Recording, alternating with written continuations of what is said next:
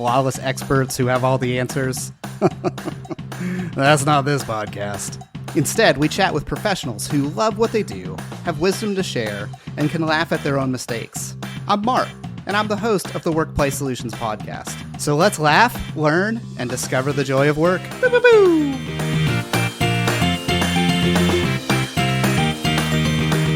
All right, listeners, I'm back with Mark. Man, Mark, how you doing? Oh, I'm great. I'm great. Excited for part 2 of our conversation. Me as well, man. I hope our listeners felt that cliffhanger, because I know I did. I felt it as we paused right in the middle of the good stuff. We were kind of talking through WorkPlay's birthday and this idea that July 9th was the day that we're kind of saying, hey, that's the first time that the business kind of began. Let's move towards challenges. Like, as you build a business, and you've mentioned a few of these in part 1, but what are the challenges you've encountered over this last year? One of the things that's been difficult is deciding what exactly does this business do and who does it serve. Because if the starting point is, it's my skill set, who needs it, then it's a limiting factor of saying, well, you already know what I can do.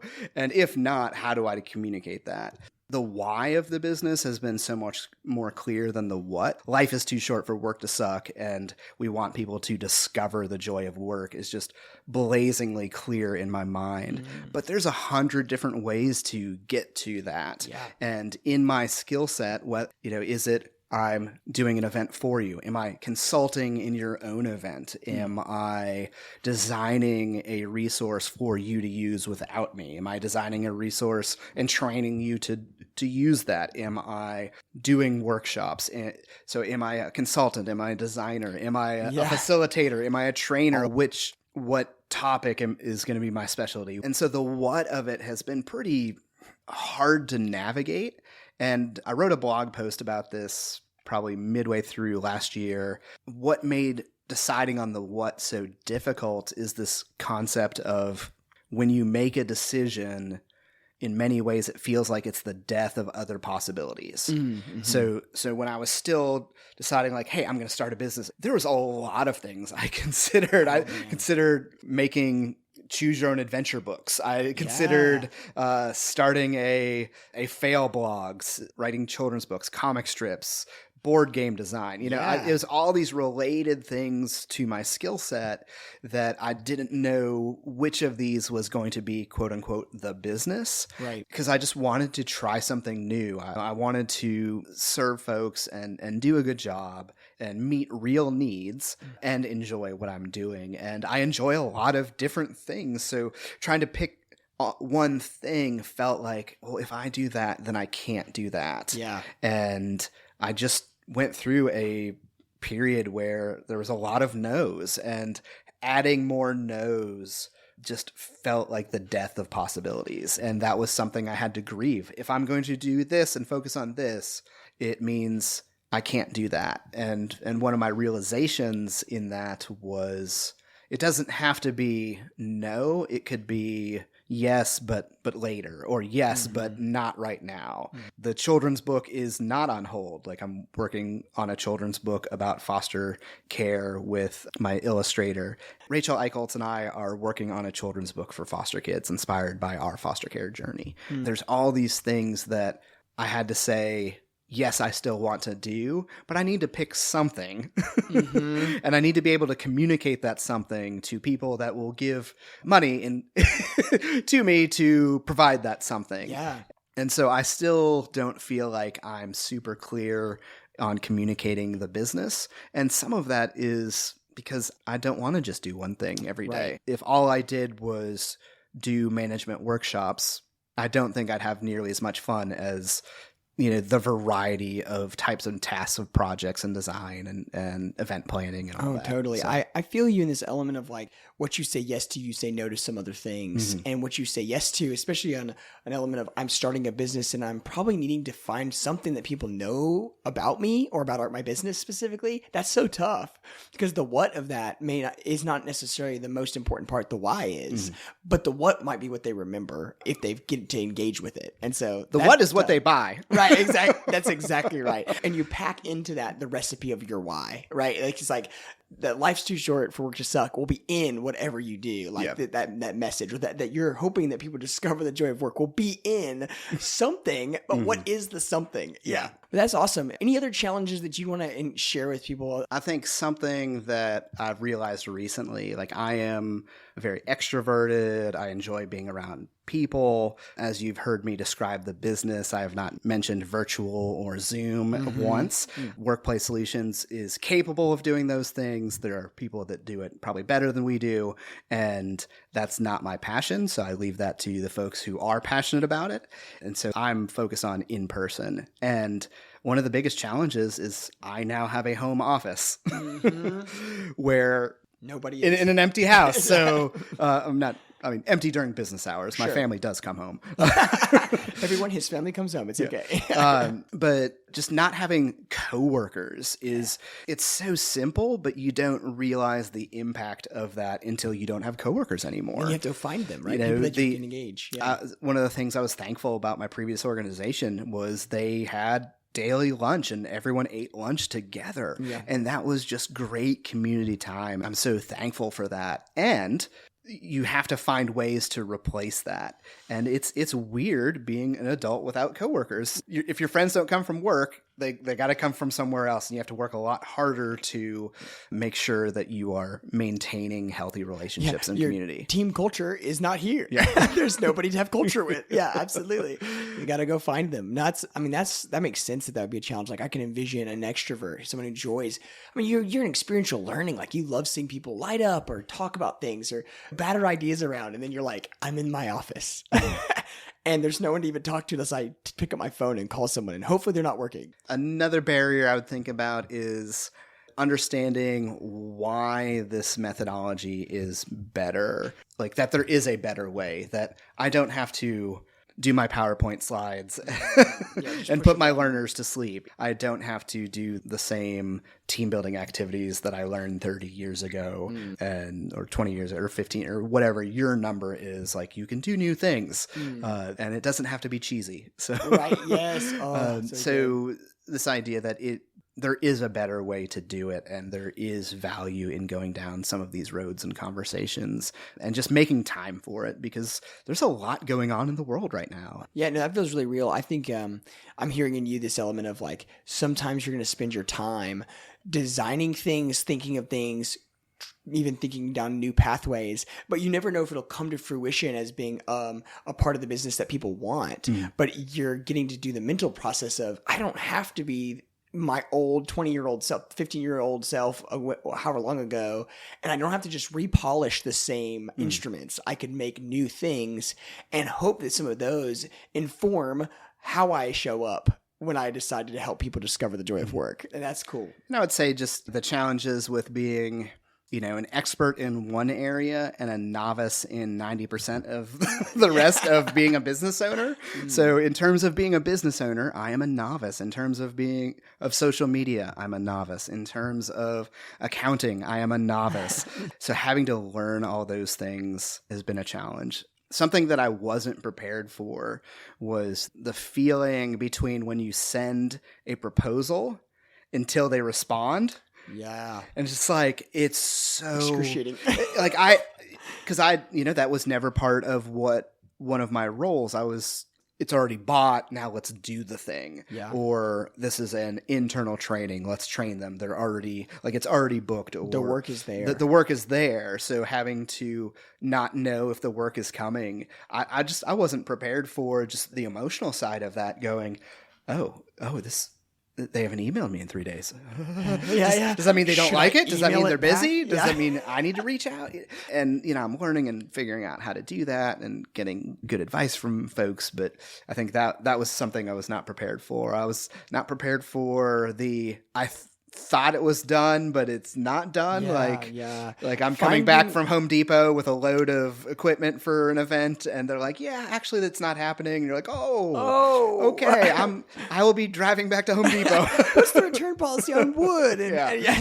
So that's real. I tell people, at least in the field of board game design, which I dabble in as well, there's this element of selling your stuff and like selling that thing is worth it, or selling that your services are worth it, and then there's the doing it. They just don't feel the same. Like there's a reason why there's usually a sales team in an organization and then the like production team, or maybe they just feel different. And so when you're both of those.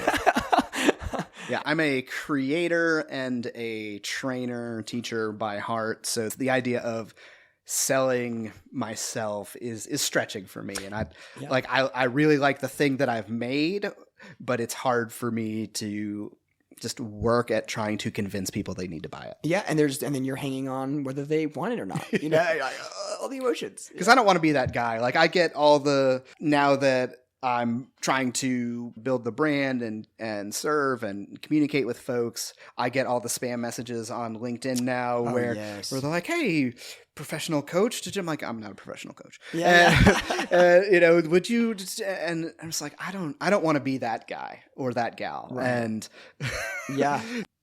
I struggle with convincing folks that it's worthwhile and they need it when I know it is, but that's just something. And it's cool to recognize your weaknesses, right? I think you've mentioned that on this podcast multiple times. This element of like, just own what you've got and own the things you don't have. One of our core values is own your stuff, which stuff is an obvious euphemism for another word that I don't want my grandma to hear me say. That's exactly right. And to be honest, that might mean that you're like, I'm going to ask a lot of people how to do this better and learn how to do that better. So that's cool. Well, building a new business has these challenges you've mentioned that you've talked about how you've encountered that. There's also this element of you being a solopreneur probably has effects that ripple into your household, into your family that you've talked about. You know, you've started this business with your wife's working as a dean and a professor, and you have 2 daughters. And so how does the idea that now WorkPlay Solutions is up and running for a whole year, how's that affected your family life and the way you show up there? I'd say it's been a huge blessing for them because my wife is getting her husband back and my kids are getting their father back. So I am not drained in a way where I can't show up for them. Yeah. My wife was very patient in making sure that I came to the realization on my own that I needed a career change. And because I would, if she would have told me, I would have just been like, whatever. Totally. I needed to discover that myself. And when I finally said, maybe I should try something else, she knows me better than I know myself and kind of said, yes, I've known that for a year. So good. I'm glad we're on the same page now. So some of it has just been just the fact that doing something that's fulfilling changes how you show up at home. So when I clock out and walk from the home office down to the kitchen, I'm a different person than I was, and that's a big deal. As I do different projects, I had one where a client wanted a custom scavenger hunt, and they wanted it in a very short time period. So I estimated it's about 2 to 3 months worth of planning and prep, and they needed something in 2 weeks. And I did. So Peggy, my 9-year-old, helped take pictures of things we were doing and test out things. I'm like, all right, I need you to toss this beanbag at this thing, and we need to make sure that that's working. That's how you delegate work at home, right? So my wife was filming, and we were taking pictures. That's awesome. Because they wanted something big and interesting and not like any scavenger hunt that anyone had ever done. And we delivered. It was awesome. It was epic. So cool. But the family got to be a part of that. And it was fun. It was fun being like, I'm with my daughter filming us shooting slingshots at these buckets. You know, like it was cool. Yeah, that's so cool because they get to see you alive in your work setting, which, to be honest, I mean, I have kids too, and they always wonder, what do you do at work? Right? Like, I mean, kids will always wonder that if they're not there. And so it's cool for them to be like, this is what Dad's doing at work. And they got to be a part of it, not even just know about it. So whenever I mention them on the podcast, Peggy likes to actually listen to that section of the episode. Perfect. So at some point we'll put her on because she is very articulate and capable of being a guest. But she'll start telling me the things I should be doing in my business. Like, you should have a kids section. Yeah. You should have a fun section that's just for kids. And I'm just like, well, kids aren't really my clients. It's work and play, and kids don't have a job. You're going, I know what you're saying, but how many kids have money to pay for these services? Teachers, love teachers. Yeah, that's right. Absolutely. But Peggy gets excited a bit. She's already started and stopped several businesses. There you go. So it's in her DNA. So it's fun to role model that for her, and she just gets excited. And one of the things about being my own boss is I get to prioritize my family. So I've made it a point to be more present on the weekend and say, yes, I don't have to get anyone's permission to pick up a sick child today. I get to serve my wife in a lot better ways since I can prioritize that to say I would rather love what I'm doing and serve my family than just work until this is financially sustainable. So. Yeah, no, that's that whole. Do you have the long term or short term view? Because your family, you getting to invest in your family now while starting the business. Invest in the business in the long haul, because if your household is in a happy, seeing a fresh you and getting to participate, even like they're going to be so much more invested in the long haul of how far workplace solutions should go. And we're only celebrating 1 year. Who knows how many more of these will happen, So like, that's exciting to hear, just hear how your family is getting to engage with that. That's so awesome. This is a fun spot where you get to, we've talked a lot about the past, 1 whole year of workplace solutions. Now, if you're looking at, it's July 9th and it's 1 year in, when you look to the horizon, what does the vision of the future look like in your perspective? I'm excited. Good. I see lots of people, whether it's in a day program or through things that we've developed or things we've trained them in, just taking some of the suck, some of the life suck out of their work. And I don't think that anything we do is the cure-all answer, but I think you start whittling away at those things that it's no one thing that makes it suck. It's all these things combined. So let's just start whittling away. So I see a vision of the future where this is growing and we're caring for people and they're in community and they're in relationship and they're enjoying what they do and they're expecting more from their leaders and managers and we're just having a lot of fun doing it. That as you said earlier, that fun and effectiveness are not at odds with each other. Yeah. It's not I have to choose between being efficient or fun or being productive or enjoying my job. Like it's both. It's both ends. So really helping folks catch this vision and being transformed from it. That's so cool. I love that you still, like you said, that the why has been the most clear thing about this last year, and it's confirmation of that. And looking at the future, you're saying that's the confirmation that I have, is that will happen. That you're not just saying, here's a brand, but like, no, this is my hope. This is my dream. This is my horizon. This is what I'm shooting for. And that's so cool to hear. After a year of probably a ton of learning and failures and, pitfalls and who knows what else, it's cool to see you say, no, I still really believe in that thing that I have built this whole business around. And so that's just really cool, man. I love that. Well, moving into some space from this point, like where, you've gotten to talk a ton about workplace solutions and we've gotten to know a ton of your heart in the midst of that. We're going to move into some bonus questions because you ask a bunch of bonus questions to your guests. So now that I am the host, I get to ask the bonus questions of Mark. My high D on the disc is freaking out. Yeah, I know. Yeah, that feels right. Good news is I'm a high D as well. I'm loving this. I definitely am going to start off with the quote unquote evil question of spin the wheel of embarrassing moments. Tell us a story of professional failure where you screwed up and what did you learn from it? I know you've shared those in the past in this podcast, but give us one of those. I had designed a new experience. It was a bridge building experience. Okay. So it was a 3-hour scenario where you had to construct bridges out of ropes and carabiners and logs and things and pulleys. We made it, we trained on it, we practiced on it, had a client use it, and it was confusing, it was frustrating, it took maybe an hour and a half longer than we thought it would. And it brought out issues that this team was having, and basically they were on a very strict time schedule. And so it was like this thing that we hated doing that was frustrating, we failed at, and then we didn't have a chance to process it because they went home. And it was just like, man. So basically I just stirred up a hornet's nest of conflict.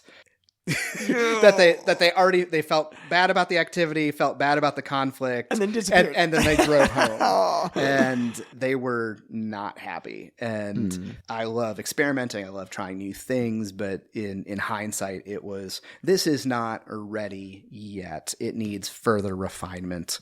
And if we're going to test it on a paying client, it needs to be one that is okay if the thing we try flops. And so I picked the wrong group to try it with. Yeah. And I was just so excited. And I made the additional mistake of saying, like, this is our newest thing. And so I learned from them that some people don't like to be experimented on. Yeah. They don't, some people get excited about that, and others are like, no, I want the thing that I know works. Yes. That's tried and true and tested and has been done 100 times. Like, don't be working the bugs out on us. We are not beta testers. I am not a tester. Yeah. And the organization ended up having to offer them like a free program to go down and like undo the mess that I had made. Goodness. And I felt terrible.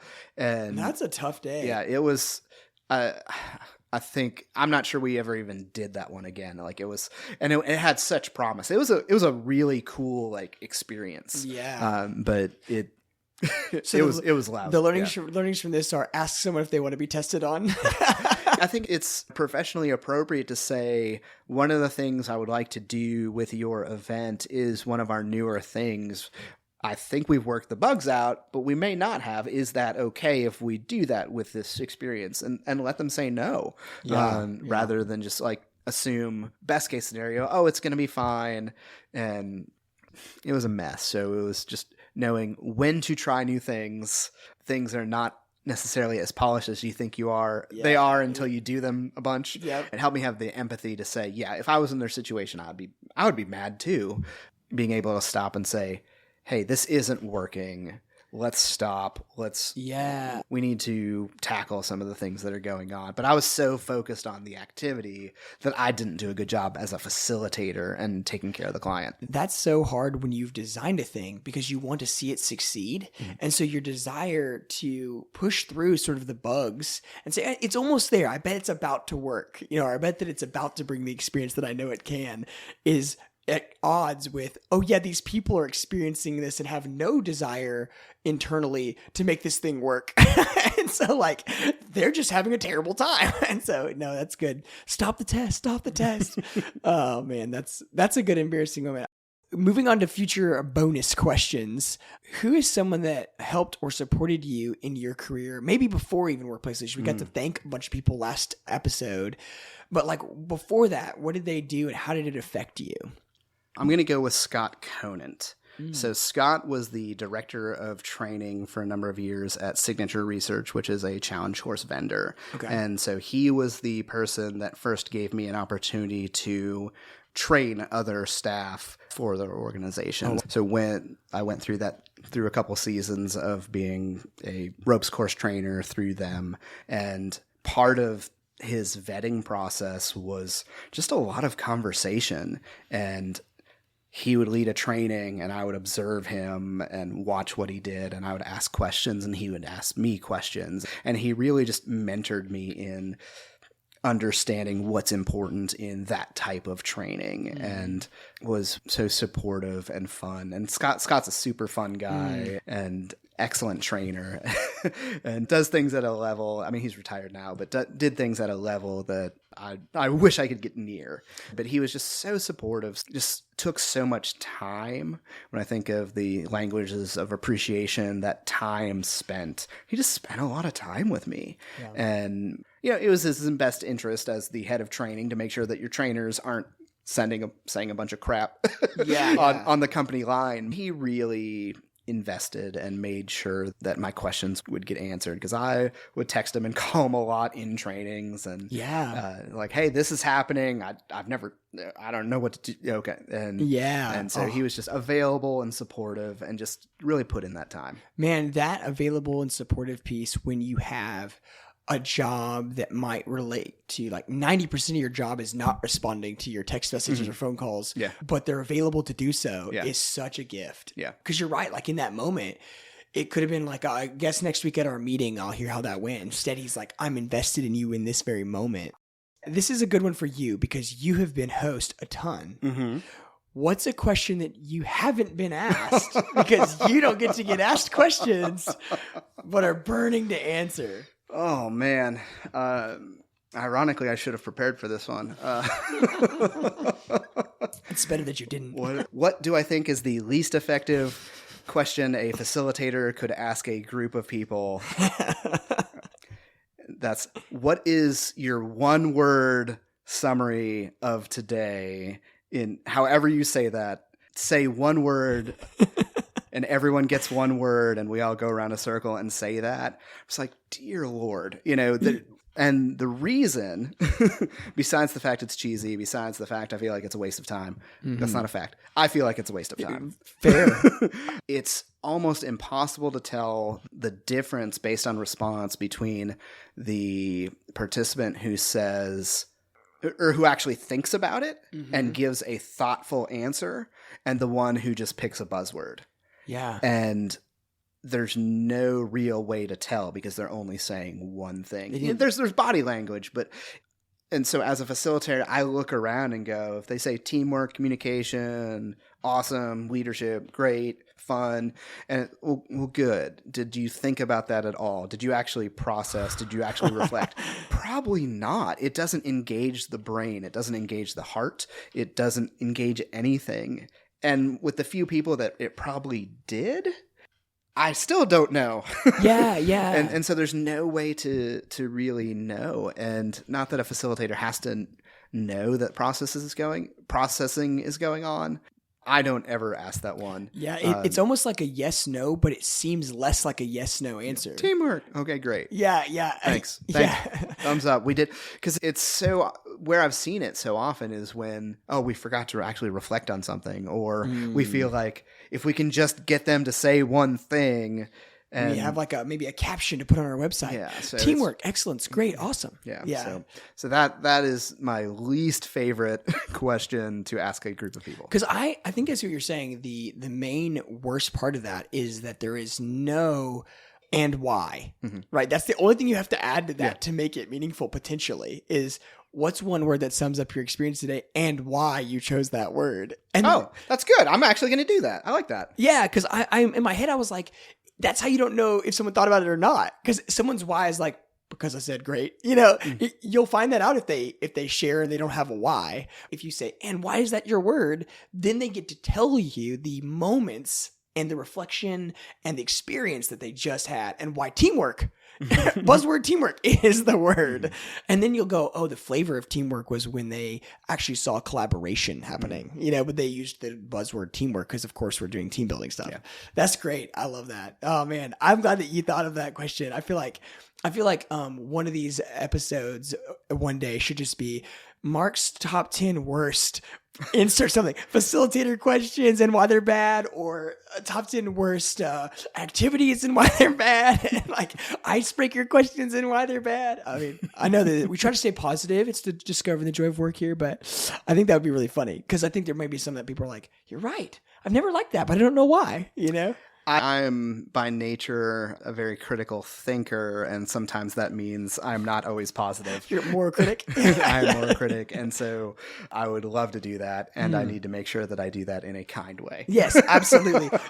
I think of my listening, bring Rhonda back on. She laughs a lot, is super positive, and if you're being the curmudgeon, she could be the laughing and point out fun things. That's awesome. If you've been wondering where Rhonda is a very successful professional, and her coaching business and other ventures are taking off, and she is not able to be on the podcast anymore. And that makes me sad, but we are so thankful on our birthday for, I should have said, who am I thankful for? Rhonda. I don't know how I didn't say that earlier. Rhonda Campbell. Without Rhonda, we would not have a podcast. Yeah. Because I literally said, I want to do a podcast. I need a guest. Do you want to help me host it? Yes. Do you know how? No. Do you know how? No. All right, let's both do it. Yeah. And figure it out and learn. And because she has a podcast for her line of work with working with families who struggle with addiction. And yes, I am so thankful for Rhonda. Rhonda, if you are listening, we'll have to get you holidays and things. So thank you so much. That's real. I feel like I jumped on really early listening, and that's what I got to hear is Rhonda. Yeah. And she was a blast, and she's awesome. I would love to keep this thing rolling. We're getting a good bit of time to get to know you. Maybe one more before the end. Okay. I think this would be a good one. Okay. It goes into more of the what instead of the why, which we've talked about. So what is a go-to activity of yours, and what is it? How does it work? And why is it I have this tool on my tool belt at any time I can get to it? I hope this doesn't come across as shameless promotion. So my go-to activity is going to be one that I just developed. Yes. I developed this thing called the Pixelated Activity Kit, and it is a kit of resources in which you can do multiple activities. So just having that box means I can do a number of different things, and they're fun and they're tactile. It's very hands-on. So one of the Pixelated Activity Kit activities is called 3D Print Shop. And so the Pixelated Activity Kit has these little cubes that I think they're sometimes referred to as math cubes or math blocks, and they snap together. And my Pixelated Activity Kit has cards that have different prompts on them. So they prompt you to say, all right, build an anchor or a key or a superhero or those kind of things. And there's 55 prompts for you to build. And it's just fun because it's peaceful, it's creative. You can do it in small groups, and those small groups it's a very relaxed team building environment, which I love. High energy, high fun things, but there's something about just kind of, hey, we're just sitting around a table, snapping things together, being creative and enjoying each other's company and making something from scratch with a resource that we don't, as adults, have much practice with. Like, they're not Legos. They don't work like Legos. Right. So I think that 3D print shop where you create a three-dimensional representation of your prompt. I led that activity recently with a corporate group, and they were super engaged with it. So it was just a lot of fun. I love that one too, because you're right. When someone hears team building activity, they immediately envision moving around, maybe some stress, but overall fun. But like, there's going to be some element of like, you better get moving. And that's cool that you've introduced Zen into the team building world, where it's just like, it would be like if everyone went to paint by numbers and Bob Ross is leading you in Happy Tree Time, like, I mean, that is such a needed space too. Like, we rest together and we make things together at a restful pace.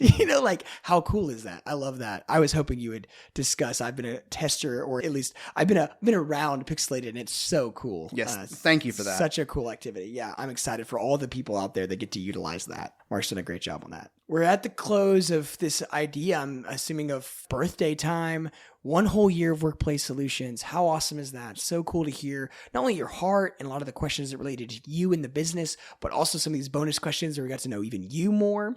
Glad you've been my guest, my guest on your podcast. I think someone is very excited about this. Yes, absolutely. Absolutely. I've loved it. But yeah, final thoughts. And this is a moment where you actually get to pitch your business, which is what the podcast comes from. And they're obviously not the same, but they promote. Yeah. So what's your final thoughts, and where can people find you? Yeah. So people can find me. My email is mark@workplaysolutions.com. Obviously, the website is workplaysolutions.com. We are on all the social medias at WorkPlay Soul, so SOL, all one word in all of them. LinkedIn, Twitter, Instagram, Facebook. I'm not on TikTok yet. I'm resisting. I'm really resisting the TikTok. I'm not. I didn't have an Instagram account before this, so I'm busy learning Instagram while everyone else is learning TikTok, and I know that's where I'm at. But we try to post things on social media. Feel free to email me, follow us on social media, and things we're promoting. If you are intrigued by this idea of the Pixelated Activity Kit, we have a training for that and can do that. We have an upcoming workshop called bring training to life, how to make learning more memorable, fun, and effective. And there's some other workshops and things on the website. It's okay to want to do something with your coworkers and say, we don't care if we learn. Cool. Let's pick one of those unforgettable events. Let's go shoot some catapults. Let's go do some things. Let's build a mini golf course. So, fun is notable. Yeah. Fun is a notable part of relationships. So. Yeah, absolutely. I'm just so excited to get to celebrate the birthday of WorkPlay Solutions. Wishing you many more, WorkPlay, as you would a normal person's birthday. You guys go check Mark out. WorkPlay Solutions has helped our team. I've gotten to see Mark's passion for this up close, so can't speak enough about what WorkPlay's already doing, and excited to have been here today to celebrate that. So I'm definitely signing off for who knows how long, but Mark will be back, I'm sure. All right. Thanks, Jonathan. Absolutely. See you later, Mark. If you enjoy this podcast, please leave a review, tell a friend, give us a gold star, or call my grandma. And if you want unforgettable events and training that's fun, like for real fun, get started today at workplaysolutions.com. I know I want that. Boo, boo, boo.